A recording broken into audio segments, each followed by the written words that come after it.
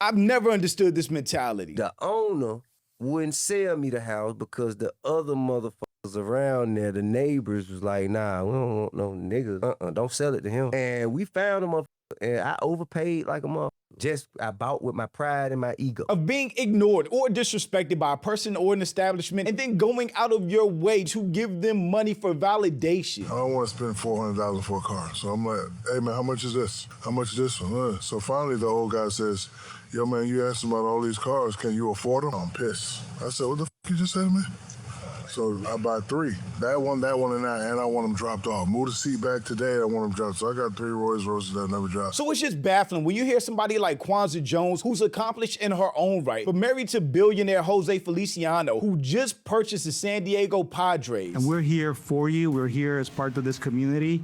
And we cannot promise that we're gonna win, but we can promise that you're gonna have our full dedication, engagement. Be so desperate for white validation that she gave tens of millions of dollars to a white institution that was ignoring her. I reached out to some of the development or advancement office at Princeton. What would it take to be able to give and donate to the university? Get your name on the bill. No one got back to me. We did a donation to Princeton. It was $20 million. But I'm Jew. Welcome to the channel. Please like and share the video. Don't forget to sub.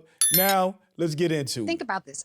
I grew up in Washington, D.C., nation's capital. You see lots of buildings all around with a lot of different people's names. So when I was in D.C., D.C. was a majority minority city. Chocolate City. Going from D.C. to Princeton, that's a really big difference from a cultural lens. I'm sure. You're not seeing certainly people that are looking like you and in every seat. You're seeing, in fact, the opposite of that. So even when there, you would see names on buildings like Forbes. I think we know the Forbes name. Yeah. You would see names on buildings like Rockefeller. We know the Rockefeller names. You wouldn't see names on buildings like Kwanzaa. And you wouldn't see names on buildings like Jose. So I reached out to, and this again is about underestimated, which also connects to gentrification. I reached out to some of the development or advancement office at Princeton and asked, interested, what would it take to be able to give and donate to the university if you're interested in a residential college or interested in a dorm or interested in something like that? No one got back to me. No one got back to me. They answered you back whether or not they was interested. Exactly. They 100% did get back to you by ignoring you, basically saying, get your black ass out of here with a name like Kwanzaa Jones. That's what they said. That should be your answer right there. No need to follow up at that point. I'm going to take my money where it's appreciated. There you go. So what did I do? I asked again, waited a few months, asked again. Still, no one got back to me. She said, there you go, as if she agreed with what T.I. was saying. And then said she followed up again. I asked again, and I think again, because I'm like, all right. And the reason for me certainly continuing to ask in certain instances is, you think of a You ask state. different people? Or you ask the same person? Well, both. Okay. Both, because part of it is sometimes, and I'm sure you know this from some of your journeys, sometimes you don't have the right person who you're asking, and you need to just find and identify who that is. From my lens, I did have the right people because I do my homework and I do my research, but I'll just say maybe they were busy.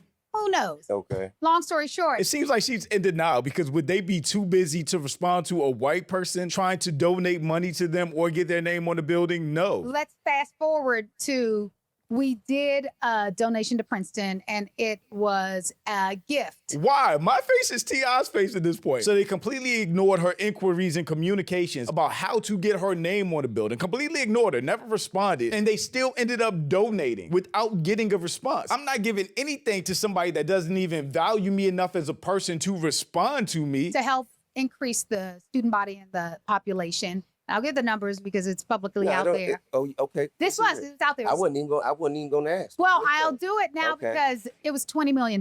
Okay. So in this 20 million, get your name on the bill. Well, you know, and to help a cause. Well, it's to help the college, but it wasn't even to get the name on the building because She gave them $20 million and didn't even get her name on the building because they ignored her. This reeks of a need for white validation. You could give that money to 20 HBCUs and get your name on 20 different buildings.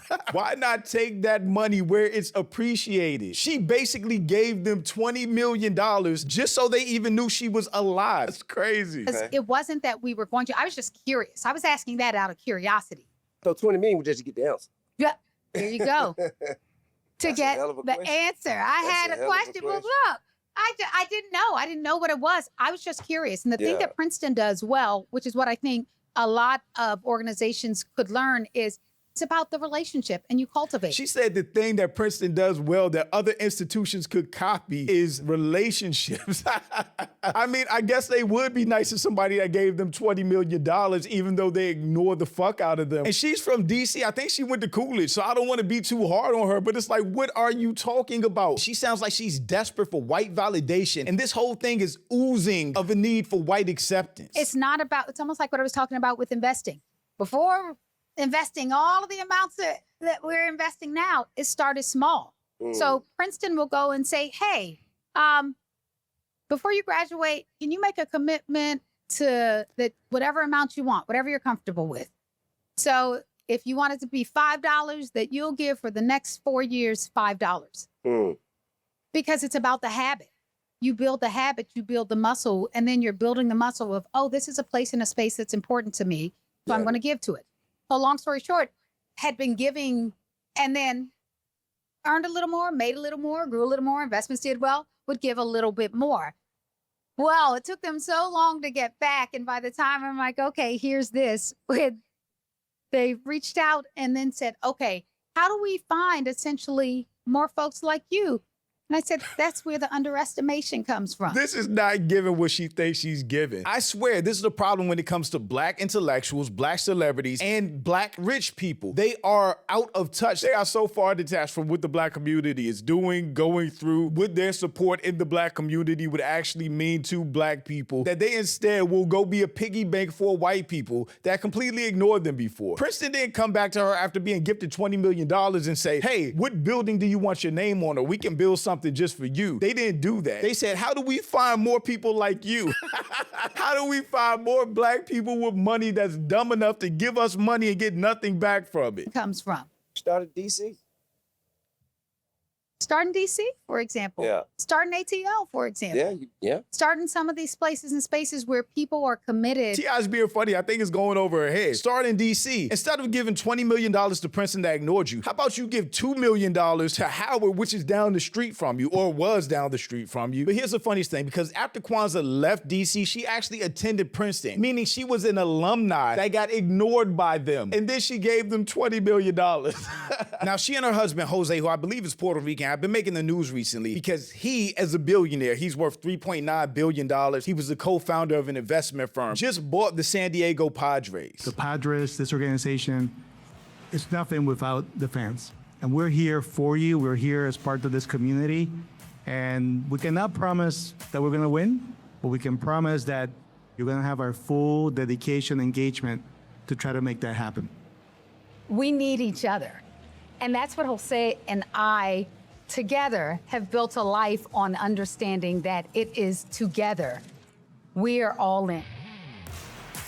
Which that in and of itself is dope. What these leagues need more of is black ownership and any other person of color that will own a sports team, because it kind of breaks up the good old boys club that's existing since the founding of all of these leagues. But a lot of people had thoughts on her donating $20 million to an institution that ignored her. My initial response to this video is, they ignored you because your name is Kwanzaa Jones, so your response was to give them $20 million? Question. The need for white validation is a mental illness. White institution ignored her. She thought, let me give them $20 million because that'll show them.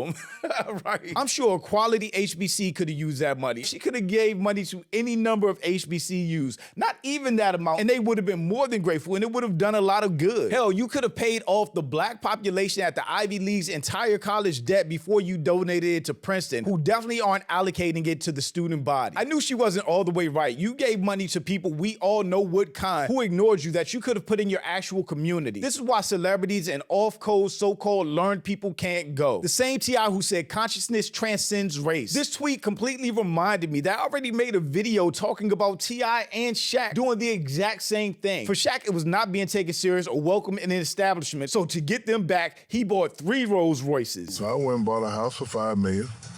I'm in a Rolls Royce joint. Me and my boy Alex Tyson in there. He buy 2. So I come in there the next day, and I got on Laker sweats. Me and my boy Alex, we looking around. I'm looking like a bum. I don't like to wait. I like to spend money, but I don't like to waste money. So I don't want to spend $400 for a car. So I'm like, hey man, how much is this? How much is this one? So finally the old guy says, yo man, you asked about all these cars, can you afford them? Would a salesman seriously ever ask a white person that ever? No, the assumption would just be they can afford it. They have money, or they have family money, or they have the credit to do whatever. But when it comes to a black person, who clearly Shaq is 7 feet tall, so even somebody like Shaq is met with distrust, disrespect, and discrimination. I'm pissed. I said, what the you just said to me? So I buy 3. That one, and that, and I want them dropped off. Move the seat back today, I want them dropped. So I got 3 Rolls Royces that never dropped. So they go another $1 million, that's 6. He got discriminated against in a car dealership trying to buy Rolls Royces. He was mad, and his get back was, I'm not gonna leave the store and go to your competitor and buy 3 expensive cars and then rub it in your face. And for T.I., it was not being welcome in a white, rich neighborhood. So to get back at them, he bought a house there. That's a house, man, bruh. I didn't even want this house. So that's a house that she told me I always wanted to live on a lake. I wanted to live on some water. I'm like, damn, we in Atlanta. What the fuck? You know what I mean? So I found this place and she took me to this lake. And it's the only lake or the closest lake where you could have a boat, a jet ski, you know what I mean? All on your back dock. And that's some that was, like, nigga, you don't find that in the city. Oh yeah. So we went looking at houses and it was one that wasn't even finished yet. And then we tried to buy that one. And we had the money. I had just got like a $5 million something, and then another $10 million something. It wasn't no issue. So it was the one house that we wanted. It wasn't 100% finished. It may have had about 75% of it done. The owner wouldn't sell me the house because the other motherfuckers around there, the neighbors, was like, nah, we don't want no niggas. Like, we don't want no. Don't sell it to him, basically. So the owner, whether he was racist or not, he was a racist sympathizer, and the rest of the community didn't want to sell a black person a house. So the owner of the house that Tip wanted refused to sell him the house. That's racism and discrimination smacking him right in the face right there. So he blocked me from buying the house. I said, oh, hell no. That's where you take your money, your millions of dollars, and go buy your own land, build your own house, have a lake and whatever other amenity you want there, and live in peace with your family, or find a better neighborhood that's more welcoming to you. It don't gotta be all black. But why live around racists that don't want you there, and why reward them by paying millions of dollars for a house that's gonna up their property value? We went to ride around the motherfucking neighborhood asking motherfuckers to sell me their house. So you get hit with racism, and then you get more desperate to buy a house in a racist neighborhood? I just basically ride down the street like, I could live in that house, that one. Let go ask them. And we found a motherfucker, and I overpaid like a motherfucker. I bought with my pride and my ego. I'm just one of those people that I don't want to be in a place that I'm not welcome in. I'm damn sure not going to give them my money. I never understood this mentality. Instead of spending that money on people that would have accepted you and probably needed it more, you allowed those people to show you their ass to kiss and they got rewarded for it. That is 100% what happened, and now she's bragging about it on a podcast as if she did something great. I will never understand black people's fixation on proving to white people that they're rich, because ain't no way I'm giving somebody $20 million that ignored me. Factual. It's so hard to even wrap my head around. They ignored her, never responded to her, and then she gave them $20 million to get a high, and then, hey, are there more like you? That is crazy work. I once made a cashier at Dillard's refund everything I had just bought because she insinuated I couldn't afford it. Respect. At the end of the day, whether it's $1 or $20 million, we should only spend money where we're welcomed and appreciated. But shout out to my channel and Patreon members. Thank you so much for supporting, and thanks for watching. Y'all let me know what you think about all this in the comments. Also, make sure you check out the next video, and don't forget to follow me on Instagram for behind the scenes and life stuff, and I'll catch you next time. Peace.